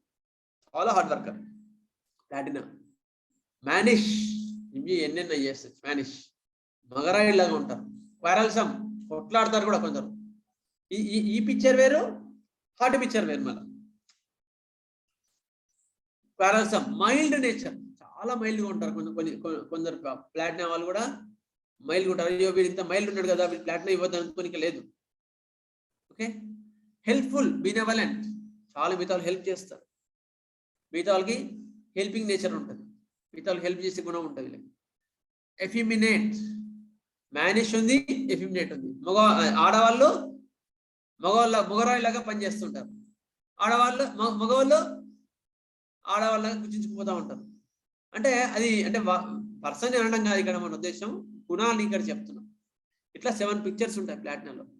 హార్ట్ పిక్చర్, హార్డ్ వర్కింగ్, ఇది మళ్ళీ మీకు షేర్ చేస్తే తర్వాత మీరు రాసుకోవచ్చు. మ్యానిష్, క్వరల్సమ్, మైల్డ్, హెల్ప్ఫుల్ అండ్ ఎఫిమినేట్. ఈ స్టడీ మనీ సార్ దగ్గర నేర్చుకున్నాను నేను. ఒక పిక్చర్ అలా ఉంటుంది. అన్నిట్లో కూడా కామన్ గా ఉండే కోర్ మాత్రం ఉంటుంది ఖచ్చితంగా. ఇది only for the understanding purpose only. ఇది మనకు ఫిజికల్ గా మనకి మెటీరియల్ ఎక్కడ కనిపించదు, ఏ మెటీరియల్ కనిపించదు. For the understanding, better understanding, బాగా నేర్చుకోవడానికి ఈ వే అండర్స్టాండింగ్ చదువుకుంటాం. ఇప్పుడు ఒక హార్ట్ పిక్చర్ అనుకో, మైండ్ పిక్చర్ అనుకో, ఆ పర్సన్ వేరు, ఈ పర్సన్ వేరు, బట్ ఇద్దరు ప్లాటినానే కదా. ఈ పిక్చర్ చాలా బాగుంది చూడడానికి కూడా. రామకృష్ణ సార్ మరోసారి థ్యాంక్ యూ సార్. చాలా బాగుంది, చక్కగా ఉంది, ప్లాటినా లాగా ఉంది, డిగ్నిఫైడ్ గా ఉంది. Next first picture sir, arsenical black clear గా ఉంది సార్. ఇది ప్లాటినా చదువుకోవాలి, మీకు ప్లాటినా అర్థమవుతుంది. ఈ యూనిక్నెస్ మొత్తం ప్లాటినా గుర్తుపెట్టుకోండి. మిగతా స్లైడ్స్ కి ఈ స్లైడ్ కి ఎంత యూనిక్ గా ఉంది. ఇది ఆ బ్లూ కలర్, అది ఈ టై ఎంత యూనిక్ గా చూడండి. ఒక పక్కన టై కూడా అందుకే పెట్టాను సార్, గుర్తు. అదే అంటున్నా, ఎంత యూనిక్ గా ఉంది picture. That is the uniqueness of the ఆర్సిగానో. ఇట్లా ఉండదు, ఒక ఆర్డర్ ఉంటుంది. Uniqueness is the platina. Platina వాడు తయారు చేసే డిజైన్స్ కానీ, ప్లాటినా వాడు ఉండే మెథడ్ కానీ ఎవ్వరూ ఉండలేరు, గుర్తుపెట్టుకోండి. అంటే ఒక డ్రగ్ ని కానీ, ఒక మనిషిని నెగిటివ్ సైడ్ చూడొద్దు, పాజిటివ్ సైడ్ కూడా చూడండి, గుర్తుపెట్టుకోండి. చాలా వాడు అహంకారం ఒకటే మీరు చూడకండి. నేను చెప్తున్నా, ప్లాటినాలో యూనిక్నెస్ చాలా ఉంటుంది. వాడు ఒక లెజెండ్. అది మళ్ళీ మీకు రాను ఒక్కొక్క స్లైడ్ మీకు ఎక్స్ప్లెయిన్ చేస్తాను. అందుకని నెగిటివ్ సైడ్ ఎప్పుడు చూడకండి, ఒక డ్రగ్ ని పాజిటివ్ సైడ్ కూడా చూడండి. అప్పుడు మీకు ఒక డ్రగ్ ని క్లియర్ గా అర్థం చేసుకోగలుగుతారు. ఎందుకంటే ఒక మనిషిలో పాజిటివ్ సిమ్టమ్స్ ఉంటాయి, నెగిటివ్ సిమ్టమ్స్ ఉంటాయి. మరి నెగిటివ్ సిమ్టమ్స్ ఒకటే మనం చూస్తామా, వాడు ఎంత మంచోడు కొన్ని విషయాల్లో కదా. అట్లా ఒక రెమెడీ మీరు చదివినప్పుడు మాత్రమే మీరు దాన్ని పట్టగలుగుతారు, లేకపోతే మొత్తం పట్టలేరు. అప్పుడు పార్షియల్ ఇండికేటర్ రెమెడీ అవుతుంది. ఓకే, నెక్స్ట్ సార్ ఒక డౌట్ సార్. సార్ చెప్పండి సార్. స్పాజం కి క్రాంప్ కి తేడా ఏందండి? స్పాజం అంటేనేమో ఈడ్పు అంటాడు, క్రాంప్ అంటేనేమో ముడుచుకుపోవటం అంటాడు, కండరాలు. రెండింటికి తేడా ఏంటి సార్? మెల్లి తిప్పినట్టు ఉండడమే స్పాజం సార్. క్రాంప్స్ అంటే తిమ్మిరెక్కినట్టు, మధ్యబారినట్టు, తిమ్మిరెక్కినట్టు, పట్టేసినట్టు వాటి క్రాంప్స్ అంటారు. ఇప్పుడు కడుపు నొప్పి వచ్చింది అనుకో, మెల్లి తిప్పినట్టు నొప్పి ఉంటుంది, అది స్పాజం అంటారు. కాలు మొద్దుబారినట్టుండి ఈ కూర్చొని లేస్తే వెంటనే లేవలేరు, దాని క్రాంప్స్ అంటారు. నమ్మనెస్ క్రాంప్ దగ్గరకు వస్తుంది, గ్రిపటర్లో కూడా నమ్మనెస్ క్రాంప్ దగ్గర వస్తుంది. Next okay, will go further. Haughtiness, కొంచెం రిలాక్స్ అయినట్టేనా అందరూ? హార్టీ పిక్చర్ ఫస్ట్ మనం చదువుకోవాల్సింది హార్టీనెస్, ఈగోయిస్టిక్. ప్లాటినాలో first and entry point haughtiness and egoistic.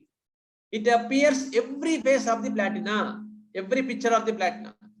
ప్రతి ఒక్క ప్లాటినా పిక్చర్ లో కూడా మీకు ఈ యొక్క అహంకారం అనేది కనిపిస్తూ ఉంటుంది, హార్టీనెస్ కనిపిస్తూ ఉంటుంది. హార్టీనెస్ రెమెడీస్ చాలా ఉన్నాయి, కానీ ప్లాటినా హార్టీనెస్ వేరే, అదొక్కటి వేరు. ప్లాటినా ఇస్ ది క్వీన్, రాణి. ఎంత బ్యూటిఫుల్ గా, ఎంత అందంగా, యూనిక్ గా తయారవుతారంటే అంత యూనిక్ గా తయారవుతారు. ఒక రాణి లక్షణాలు ఉంటాయి. Queen, she is a queen. Haughty చాలా రెమెడీస్ ఉంటాయి, మీకు గుర్తుపెట్టుకోండి. లైకోపోడియం ఫాల్స్ haughty, platina haughty, sulphur haughty, veratrum album haughty. మళ్ళీ ఒక్కొక్కటి మళ్ళీ డిఫరెన్షియేషన్ తర్వాత చదువుకుందాం. కానీ ముందైతే హార్టీనెస్ ఆఫ్ ది ప్లాటినా అనేది చదువుతుంది.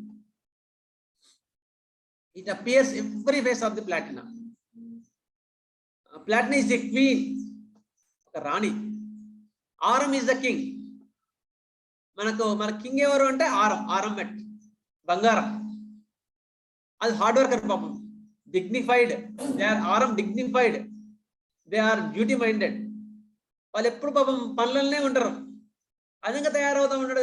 రాజకీయ అందరంగా తయారవుతూ ఉంటుందా?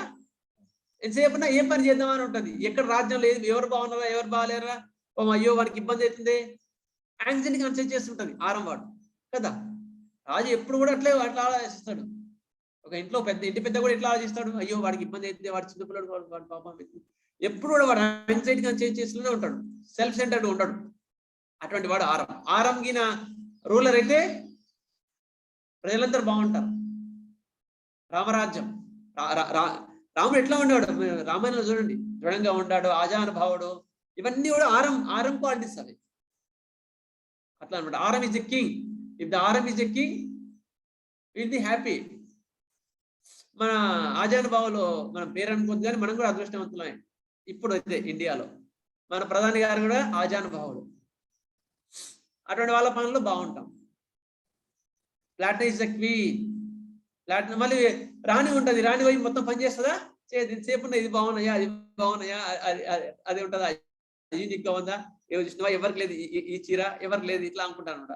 She is a queen. Show herself superior. ప్లాటినా వాళ్ళు అట్లా అంత ఈజీగా ఉంటారు. వాళ్ళ యొక్క చూపిస్తారంట.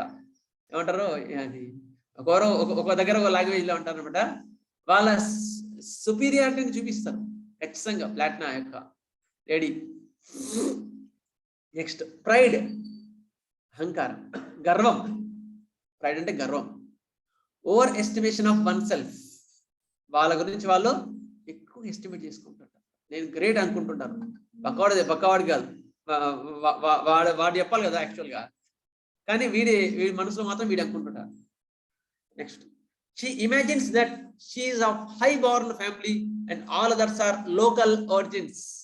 నేను స్వర్గం నుంచి దిగి వచ్చిన, నేను ఏమనుకుంటున్నావు నేను అంటుంటారు అన్నమాట. వాళ్ళు చాలా హై ఫ్యామిలీ, డిగ్నిఫైడ్ ఫ్యామిలీ అనుకుంటారు.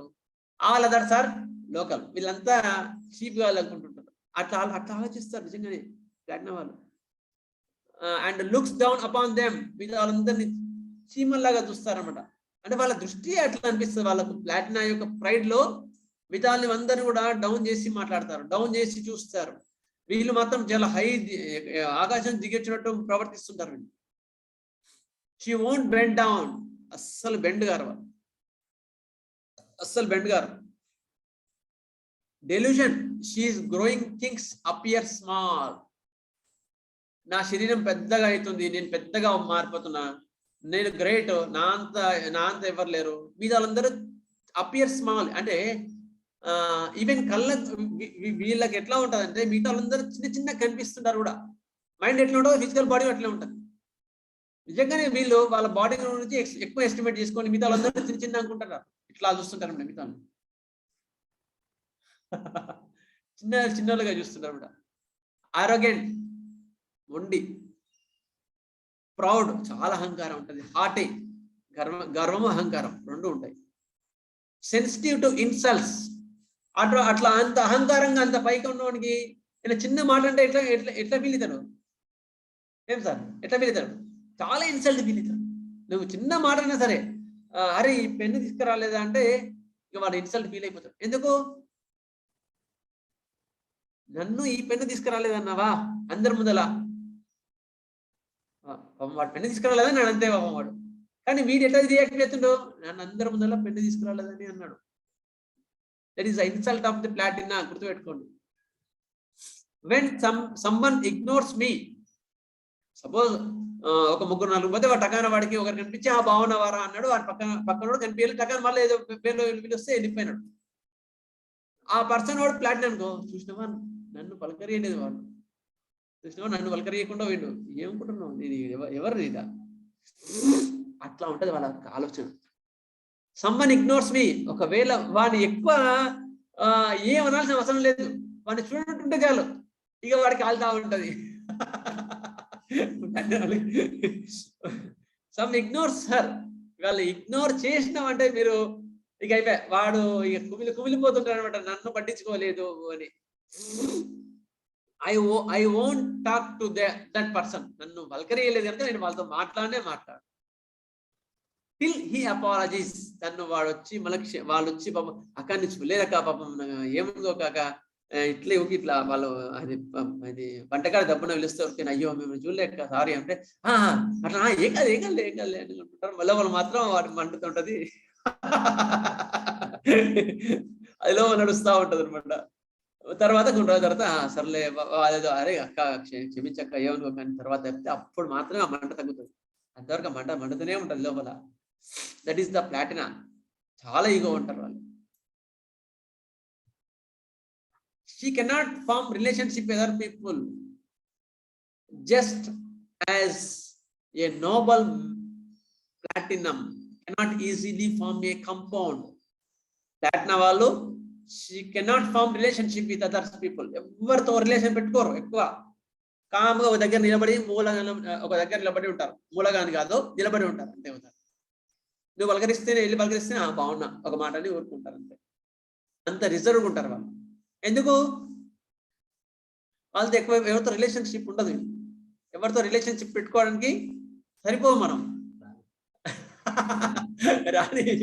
అందుకని ఎవరితో రిలేషన్షిప్ ఉండదు, గుర్తుపెట్టుకోండి. She cannot form relationship with other people. ఎక్కువ మటుకు కలిసిపోరు, వేరే వాళ్ళతో అంతా కలగలిసిపోరు. Just as a noble metal platina oxide ఏమైనా చూసింటే ఎవరన్నా? ప్లాటినం మెట్ విన్నాం కదా. ఇప్పుడు ఆరం మెట్ ఉంది, ఆరం మోర్ ఉంది, ఆరం సల్ఫ్ ఉంది, ఆరం బ్రోమియం ఉంది, ఆరం అయోడియం ఉంది. ప్లాటినా అయోడియం ఏంటో చూసిండ్రా? ప్లాటినా సల్ఫర్ చూసిండ్రా? ప్లాటినా ఆర్స్ చూసిండ్రా? ఎందుకు? ఎవరితో కలవదు అది. అంటే మనం డ్రగ్ చదువుతున్నా అట్లాంటిది. ప్లాటినం మెట్ ఒక్కటే రెమెడీ ఉంటుంది, గుర్తుపెట్టుకోండి. Platinum never found the compounds. 90%, 99% it won't form the compound. మిగతా వాళ్ళతో ఎవరితో కూడా కలవదు ప్లాటినా. అందుకని ప్లాటినా is the unique metal. It won't mix up with the others. Superiority complex of the highest degree runs through the whole remedy. ఇంతకుముందు చెప్పుకున్నాం కదా, superiority complex. నేను చాలా సుపీరియర్. ఆ యొక్క కాంప్లెక్స్ మైండ్ లో ఉండడం వల్ల ఎవరితో కూడా కలవక మిగతా వాళ్ళందరి లోవర్ గా చూస్తుంటాడు. ఈ రెమెడీ మొత్తంలోని ఏ ప్యాథాలజీ తీసుకున్నా, ఎందులో తీసుకున్నా నువ్వు ఈ యొక్క పాయింట్ ని పట్టగలుగుతావు. ఈ యూనిక్నెస్ ని, సుపీరియారిటీని.